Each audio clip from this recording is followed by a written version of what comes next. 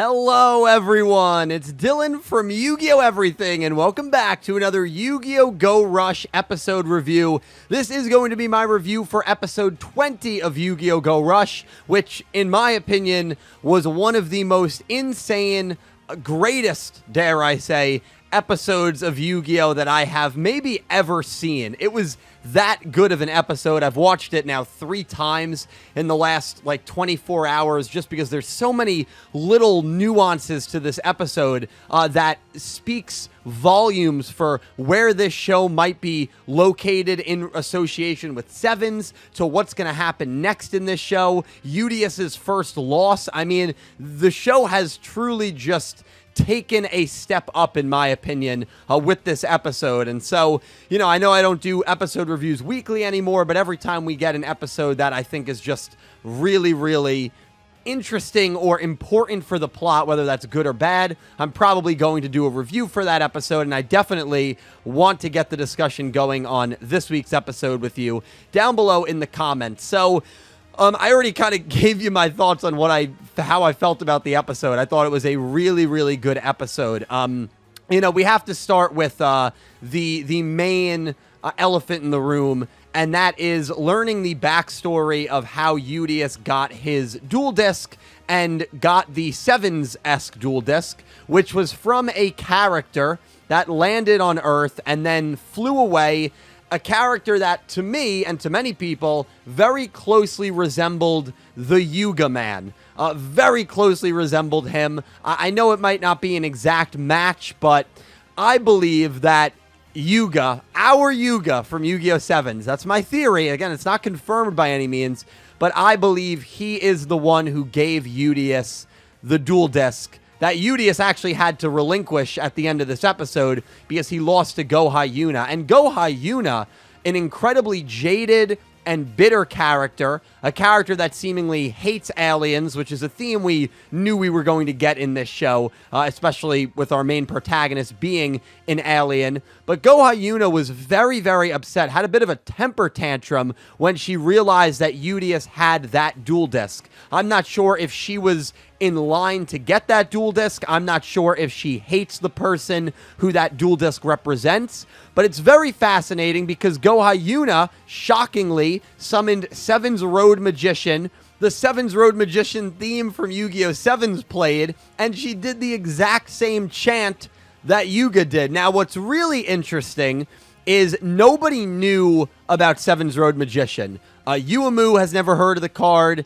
Eudious never heard of the card. It's not like this card is like a legacy card and a super well-known card. But what's really weird is Fisher Sky makes a comment that probably goes under the radar, where right before Yuna, I think, summons Sevens Road Magician, Fisher Sky says that deck is, and then Yuna stomps him out, literally. Yuna was, again, a pretty vicious character. So, whose deck is this? Is it a legendary deck that Sky Fisher knows about?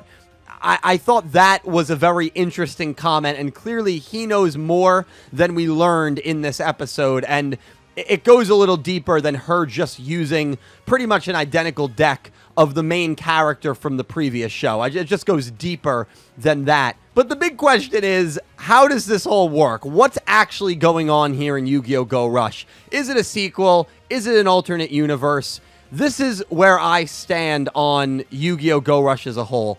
I believe that Yugioh, the Sevens Yugioh, visited this planet in the 2-year gap that he was gone after he had the hyperspace with Otis to when we see him at the end of Yu-Gi-Oh! Sevens.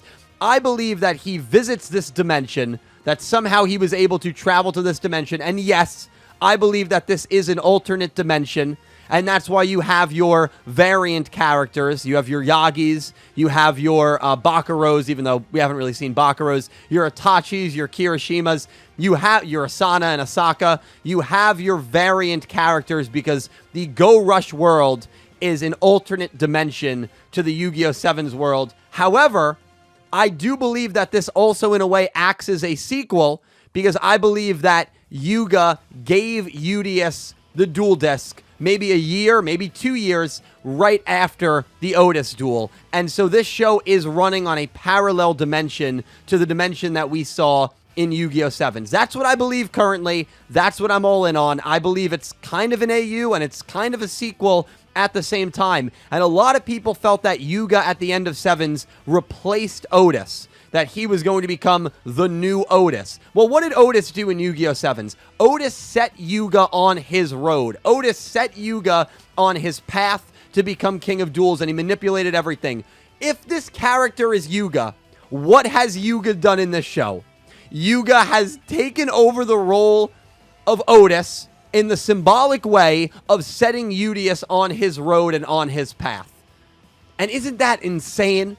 Now, that only works if this character is Yugioh Odo from Yu-Gi-Oh! 7s, which I'm all in on. I believe it is. There's no confirmation that it is, but to me, it just makes way too much sense. And another crazy thing that this episode did that's not going to get talked enough about. There were about 6 shots of aliens right before this duel began. There is a clear as day shot of Sorako many times, an alien, one of the co-girls from Yu-Gi-Oh! 7s that is here that has absolutely no character detail to her. She is blacked out, silhouetted out on purpose in every single shot that she is in.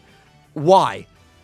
I mean, clearly there's more there. They didn't just choose a random character in a random design and say, all right, let's just silhouette this character out. They are purposely hiding Sorako's full reveal from us. Is Sorako, was she able to somehow travel to this dimension or travel to this alternate universe? And she'll be like a big reveal that's going to be able to tie in the 2 stories. I thought that was something very under the radar and crazy that this episode did. And I do want to pause real quickly because I know the talk of alternate universes and dimensional travel and multiverses is a little confusing and maybe a little too grand for some people to buy into. But this is what a lot of major studios are doing right now. You see it with Marvel with the MCU. You even see it with DC, with the DCU to a degree, whatever that is. And Yu-Gi-Oh! Themselves have done a concept similar to this just a few years ago. Let's not forget Yu-Gi-Oh! Arc 5 and the fact that the U-Boys and the Bracelet Girls all had variants of themselves. Now, that was just the important characters in the show. Yu-Gi-Oh! 7s has a lot of the side characters that seemingly have variants, and they're not identical lookalikes, but we've seen dimensional travel within the scope of the Yu-Gi-Oh! Franchise themselves. We've seen time travel with Yu-Gi-Oh! 5Ds and Iliastra and Zone and Paradox and Antinomy. We've seen Yu-Gi-Oh! Do these crazy concepts before, and I don't think it should be shocking to anyone if that's what they might be going for here again. So you have your 2 separate dimensions, and maybe Gohayuna is from that original dimension, and maybe something bad happened in that dimension, and that's why she's such a jaded character. That's why she's such a bitter character, and she doesn't see the good in people like Eudious does. I thought the episode was really good in that as well. I thought Eudious got a lot of good development in how much he wants to, help people and how much he sees the good in people. And I think it's a trait that I can definitely relate to. I think a lot of us can, where we want to see the good in people. And Gohayuna is that counterweight of, if you think everyone is good and even if you think most people are good, which I think is a very jaded viewpoint, you're ignorant. And she calls Eudious ignorant a few different times as this episode goes on. The Gohayuna reveal wasn't anything crazy. I thought that was maybe one of the more mediocre points of the episode, because I think all of us knew that this was Gohayuna. We knew it from the summaries, and maybe that's our own fault for reading the summaries, but even in the preview, the episode title had Gohayuna's name in it, so it was pretty obviously implied that this character was going to be Gohayuna. But outside of that, I thought everything else they did was great. And we get our first ever equip spell. So not only do we have all this insane backstory, all this insane potential connection to the previous Yu-Gi-Oh! Series, Yu-Gi-Oh! 7s, but we also get a new mechanic that is coming to Rush Duels and that we are going to see featured in Yu-Gi-Oh! 7s. Yu-Gi-Oh! Go Rush, excuse me. One of Eudious' new ace monsters was revealed a few months ago, and it said it can only be activated if you have a continuous face-up spell card. A lot of us assumed maybe it would be field spells. Well, now it makes sense. It's equip spells. Gohayuna equips a spell to Seven's Road Magician. It can only be equipped to Seven's Road Magician, which basically turns his gain attack for every attribute in the grave effect to 700 points because it's 300 through the monster effect, 400 through the spell effect. Gets to a ridiculous amount. It beats over, I believe it was Galactica Oblivion, and just destroys Eudious, and Eudious has his first loss of the series. I thought it was a bit of an overreaction after the Yugioh duel. But I mean, that's what people on the internet do. I saw a few people talk about how Eudious is going to be an invincible pro tag, how he's never going to lose. And 13 episodes in, I thought that was a crazy take. Well, there you go. He actually gets his... well, no, I guess Yugioh lost in episode 2. But besides that episode 2 loss, Yugioh's next loss was 23. So Eudious gets his first loss against a villainous, antagonistic character earlier than Yugioh did, funny enough. The stakes were pretty high. Eudious, Yuhi, and Yuumu all lose their dual power, and we learned that if you lose your dual power in the alien residential area, at least that deep in the residential area, you can't move. The gravity crushes your body, and you're literally unable to move. And Ron seemed very happy about that, as Go Hyuna was evilly walking out of the Coliseum with a smirk on her face.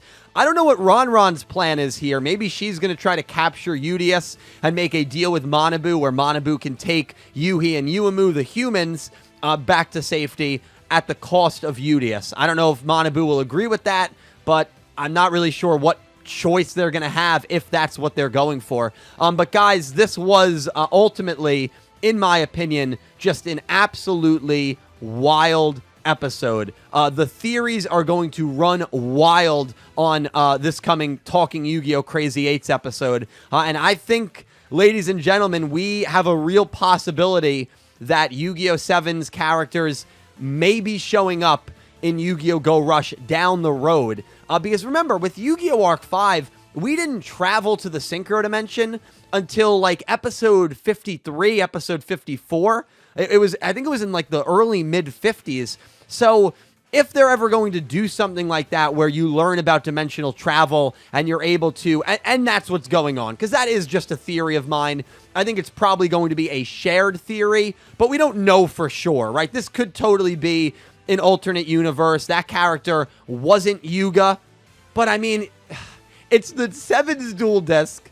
Go Hyuna has a deck that Fisher Sky referred to as "this deck is," and then Go Hyuna stomped him out, that contains Yugioh's ace monster, and the character looked very similar to Yugioh, man.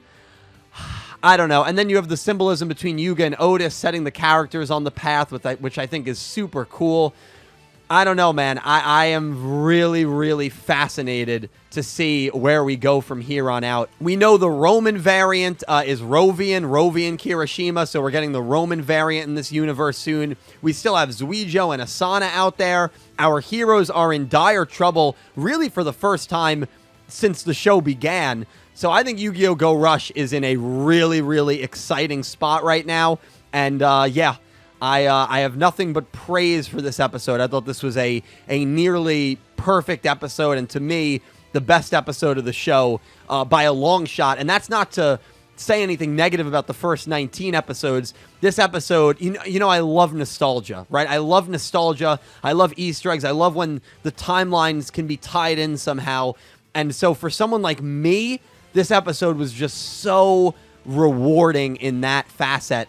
And we're going to have so many exciting theories because of this. And we're going to be watching intently week in and week out because we got a hell of a lot of interesting questions and we don't have that many answers. But you know those answers are going to come down the road. And I can't wait to be watching when they are revealed. Thank you guys all so much for taking the time to listen to my thoughts on Yu-Gi-Oh! Go Rush episode 20 and just dissecting all of my thoughts, all of my conjumbled thoughts on the action. Please let me know your thoughts and any theories you may have pertaining to this series down below in the comment section. Once again, thank you so much for watching. A special thank you to my Platinum tier patrons, Panther J, Blue Maiden 28, and Jarrett Buller, and to my Diamond tier patrons, Jesse Wood and Latrell Smith, and to my Egyptian God tier patrons, Ccapacappuuu and Syn Cloud. To everyone everyone who supports me on Patreon and to everyone who is a YouTube channel member, thank you so much. The extra support means the world to me, and it allows me to make videos on a semi-daily basis, and I am forever indebted to you guys. Seriously, thank you so much. And definitely check out my channel membership feature and my Patreon for some extra channel perks. And thank you guys all so much for watching. Please leave your thoughts down below in the comment section. Be sure to check out my channel for some more Yu-Gi-Oh! Anime content. And I hope you have an amazing day. Take care, guys.